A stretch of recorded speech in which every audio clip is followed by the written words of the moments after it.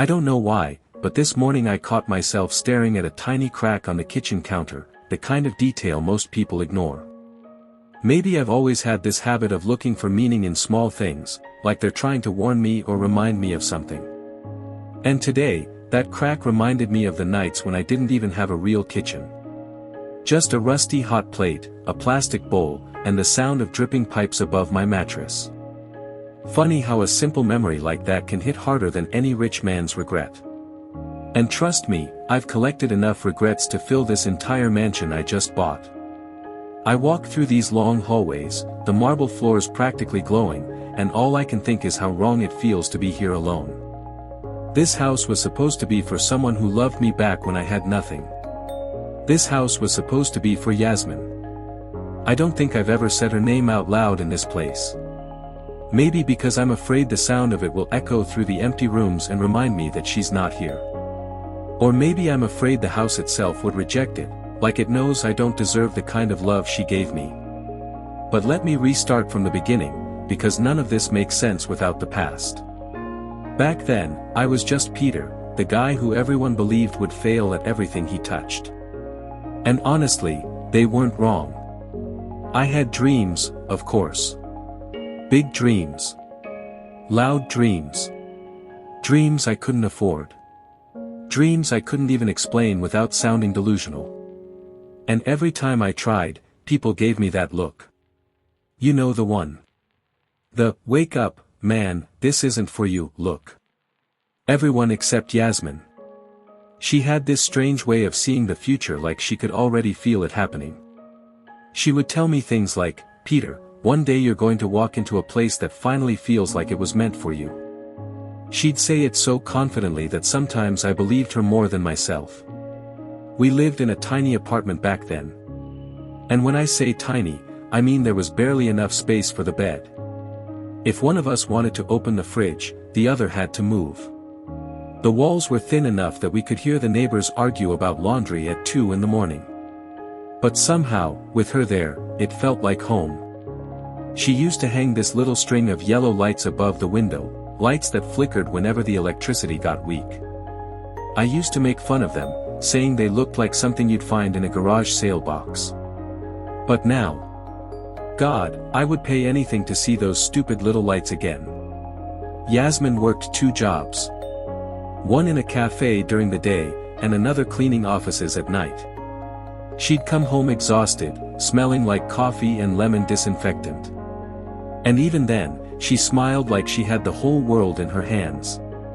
I didn't realize it back then, I was too caught up in my own failures, but she was the one keeping everything from falling apart. She was the glue I didn't know I needed. We met long before the apartment days, though.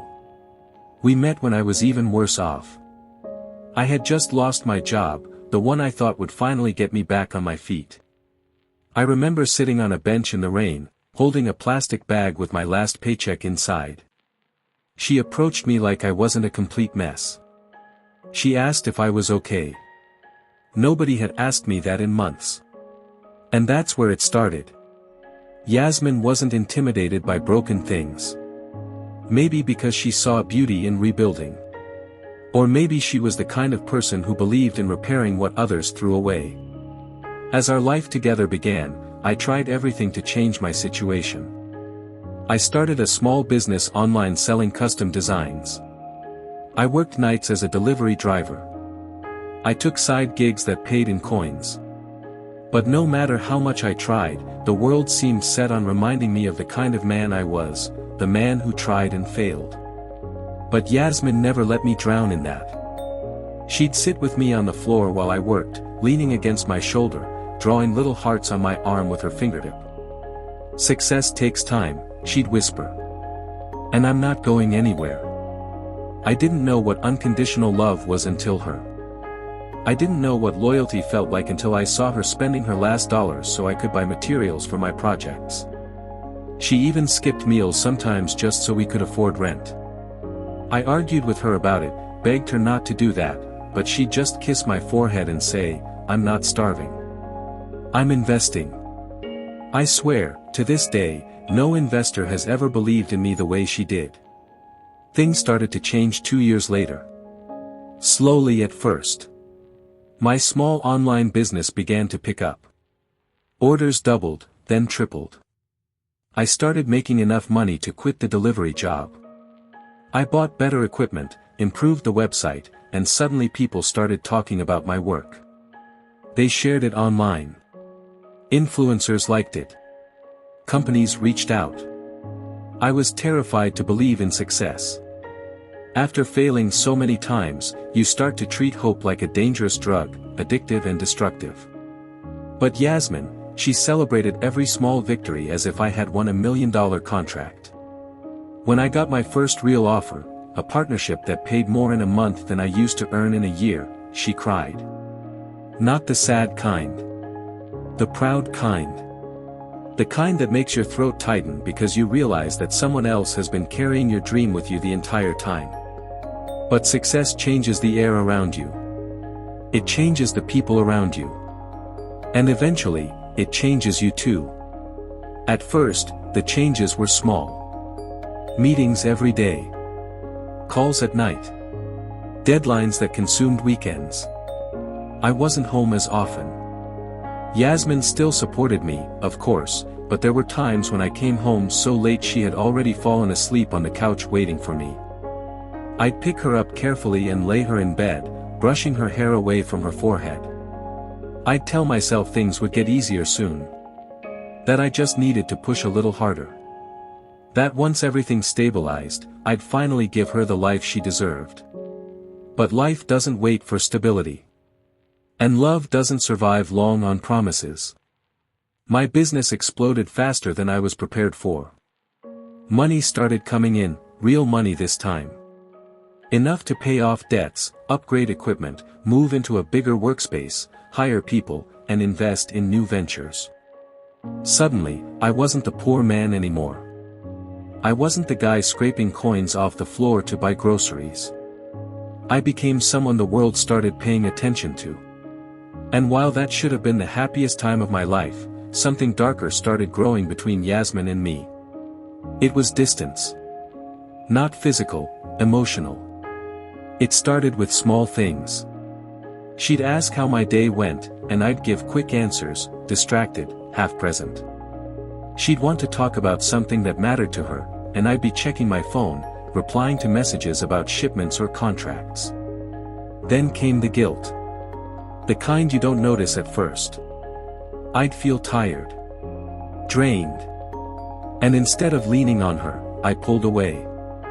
I stopped sharing my fears. I stopped asking about hers. I told myself it was temporary. I told myself she understood. I told myself she would always be there, no matter what. But that's the thing about the people who love you deeply, they won't always tell you when they're hurting. They just quietly hope you'll notice. I didn't. And that's where everything started breaking. Around that time, I began meeting new people, business partners, investors, influencers. People who dressed differently, talked differently, thought differently.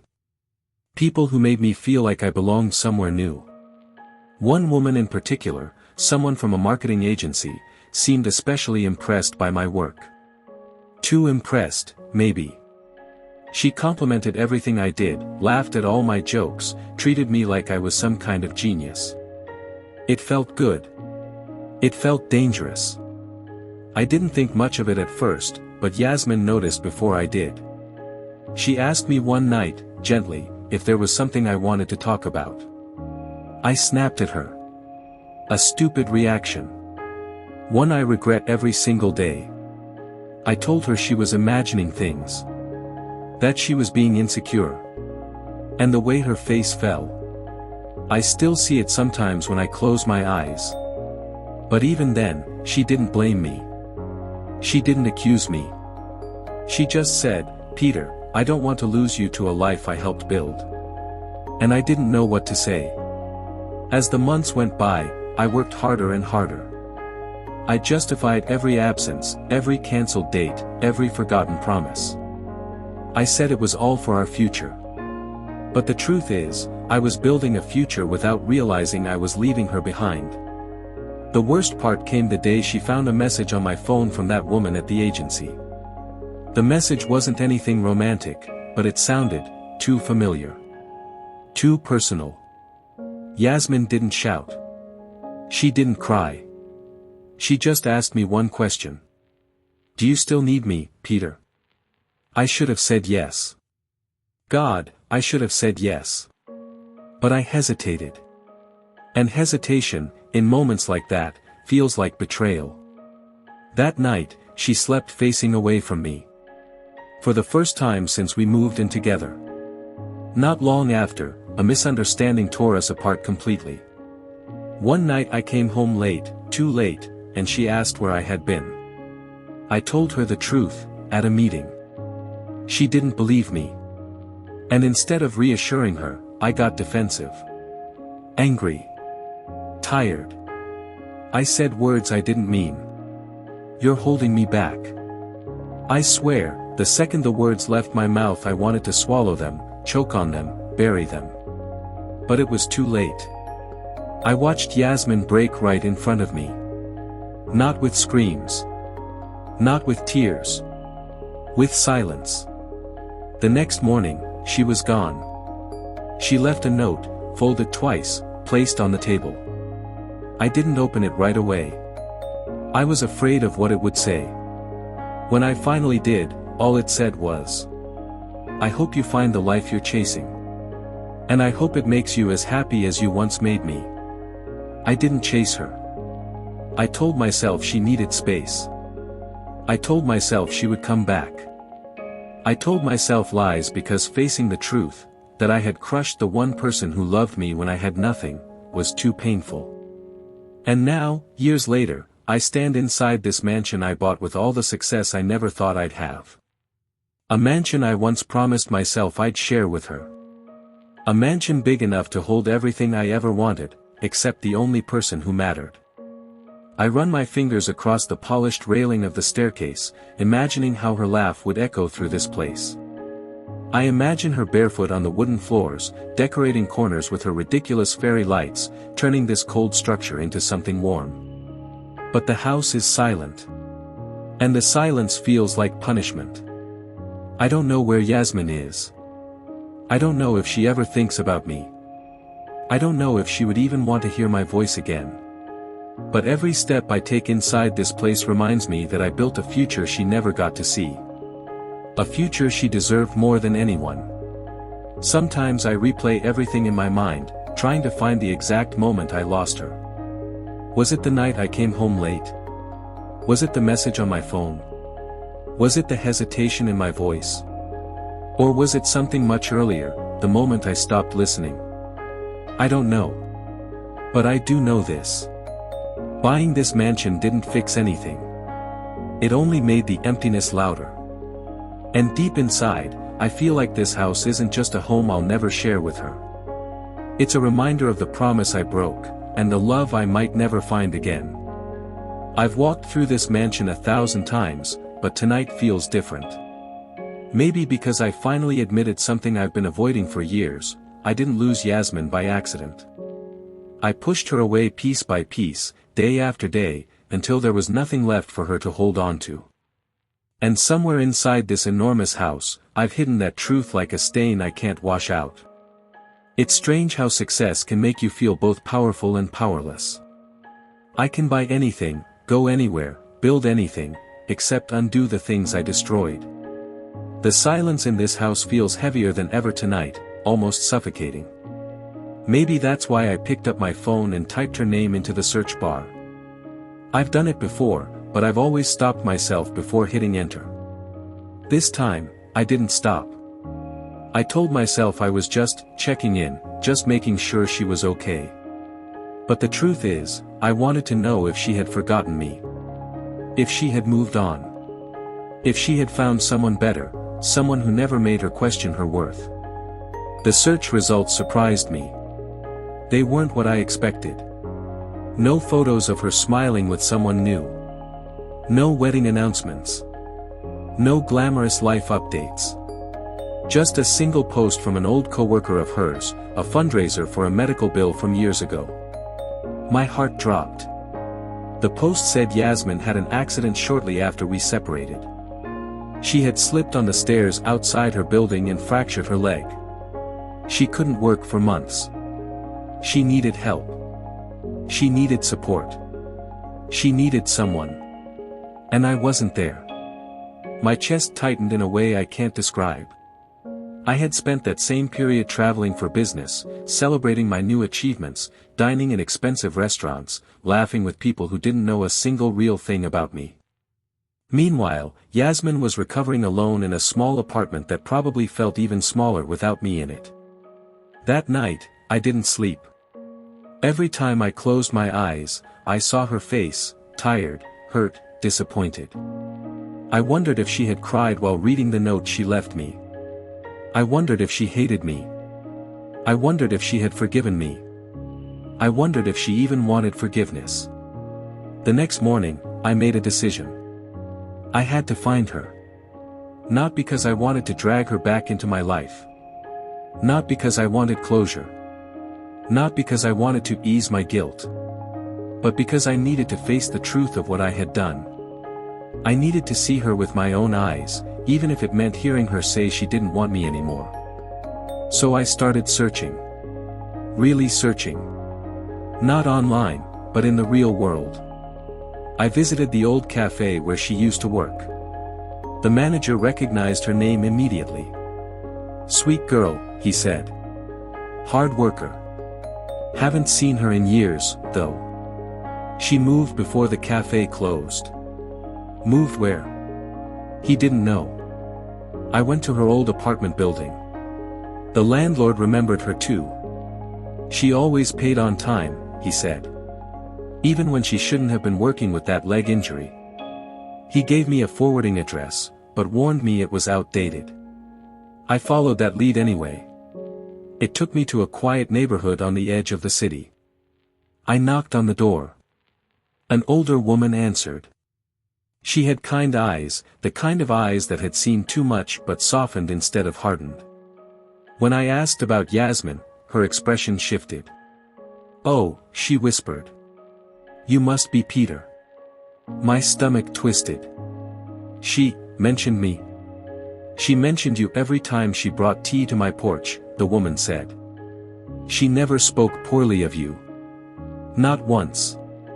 That hurt more than anything I had heard in years. "But she doesn't live here anymore," the woman continued. "She left suddenly. I think she was trying to start over somewhere new." The woman gave me another address. A small coastal town 2 hours away. I didn't hesitate. I drove straight there. The sky was gray, the kind that threatens rain but holds it just long enough to build tension. The wind carried the smell of the ocean, salty and cold. I parked in front of an old building with peeling paint and narrow windows. Her name wasn't on the mailbox. Still, I climbed the stairs. I knocked on the first door. An elderly man answered. He had no idea who Yasmin was. I knocked on the second door. A young mother answered. She didn't know Yasmin either. I knocked on the third door. No answer. I knocked again. Nothing. I should have given up. But something in me refused. I sat on the stairs for a moment, running my hands through my hair, feeling that old hopelessness crawl back into my chest, the same hopelessness I used to feel before she came into my life. Then I heard a sound. The faintest sound. Footsteps behind the third door. I stood up slowly. The door opened just a crack. And there she was. Yasmin. Her hair was shorter now, falling just above her shoulders. She looked thinner, but still beautiful in a way that hurt to look at. Her eyes widened when she saw me, and for a moment, neither of us spoke. The air between us was thick with everything we once were, and everything we had lost. "Peter," she whispered, like she didn't believe I was real. I swallowed hard. "Hi, Yas." She didn't open the door wider. She didn't close it either. "Why are you here?" she asked. Her voice wasn't angry. It wasn't cold. It was, tired. I needed to see you, I said. I needed to make sure you were okay. She looked down, avoiding my eyes. I'm fine. Are you? I asked quietly. That question hit her. I saw it. Her eyes softened for a moment, then hardened again, like she was fighting something inside herself. I heard about your accident, I said. I didn't know. I swear to you, I didn't know. She took a deep breath. I didn't want you to know. Why? Because you had finally become the man you always wanted to be, she said softly. I didn't want to be the reason you slowed down. I shook my head. Yasmin, you were never a burden. She finally looked at me.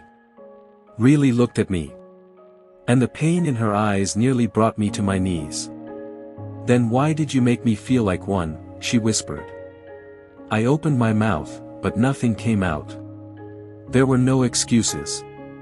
No explanations. Just guilt. Heavy, suffocating guilt. I didn't know how to balance everything, I finally said. I didn't know how to handle success. I didn't know how to be the man you needed. I never asked for success, Peter, she said. I asked for you. Her voice broke on that last word. And something broke inside me too. I'm so sorry, I whispered.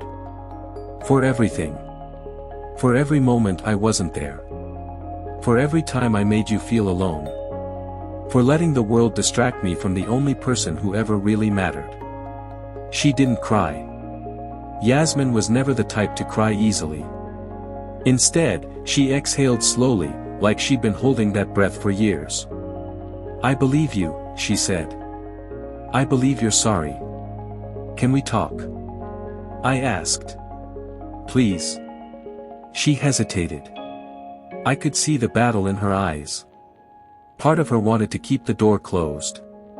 The other part wanted to open it and let the past in. After what felt like forever, she stepped aside. Come in, she said. Her apartment was small. Very small. Smaller than the one we used to live in. But it was warm.